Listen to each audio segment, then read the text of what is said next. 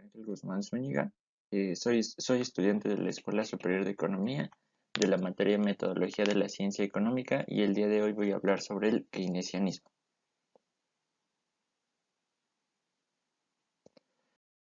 Bueno, comenzaremos hablando sobre quién fue el creador del keynesianismo y él fue John Maynard Keynes. John Maynard Keynes, perdón, nació en la ciudad británica de Cambridge, muy conocida por albergar la famosa universidad, que además fue la primera del mundo que ofertó entre sus títulos la carrera de economía y en la que Keynes fue primero alumno y más tarde profesor. Keynes vivió entre los años 1883 y 1946. Dos hechos marcaron su vida en lo personal. En primer lugar, la economía como disciplina académica se despeja en sus primeros años de vida de la filosofía, convirtiéndose en una disciplina autónoma. En segundo lugar, la Gran Depresión que durante los años 30 vivieron muchos países y que fue una de las fuentes de los desvelos profesionales de Keynes.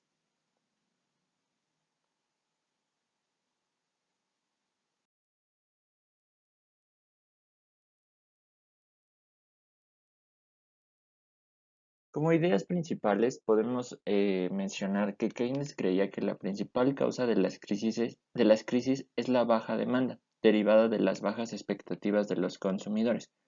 Propuso el intervencionismo como mecanismo para estimular la demanda y regular la economía en momentos de depresión. Keynes estudió los problemas agregados de la economía, como el paro, la inversión, el consumo, la producción y el ahorro de un país. Sus argumentos construyeron la base de la economía.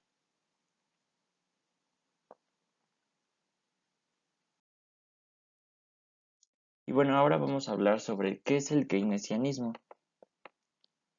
El keynesianismo se basa en la intervención del Estado defendiendo la política económica como la mejor herramienta para salir de una crisis económica. Su política económica consiste en aumentar el gasto público para estimular la demanda agregada y así aumentar la producción, la inversión y el empleo.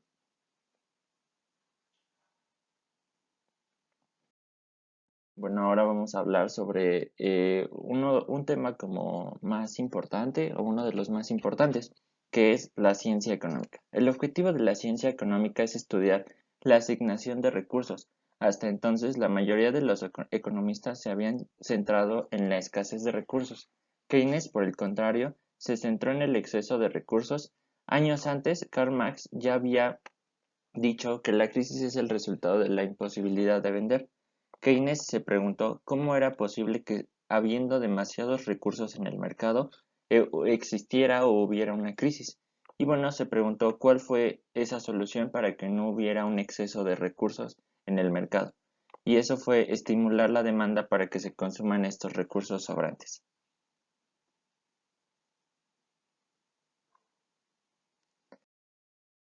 Bueno, ahora vamos a hablar sobre uno de los problemas o una de las situaciones más fuertes que tiene, que es el desempleo. El desempleo es uno de los principales problemas de la crisis. Keynes argumentó que el paro no existe debido a la escasez de recursos, sino por la escasez de demanda, que provoca que no se consuman lo suficientes, que no se consuma lo suficientes como para tener que producir una cantidad de bienes de trabajo a todos. Dicho de otra manera, el problema del paro no es la falta de demanda y no la falta de recursos. Al bajar los precios aumenta el poder adquisitivo de los trabajadores, pero por otro lado resulta demasiado caro para las empresas que comienzan a despedir, provocando el paro de estos mismos trabajadores. Al haber menos empleados en una economía bajo el consumo agregado y por tanto bajan de nuevo los precios, dirigiendo la economía a un círculo vicioso del que según el keynesianismo solo se puede salir estimulando la demanda para generar el proceso inverso y aumentar el consumo, los precios y el empleo.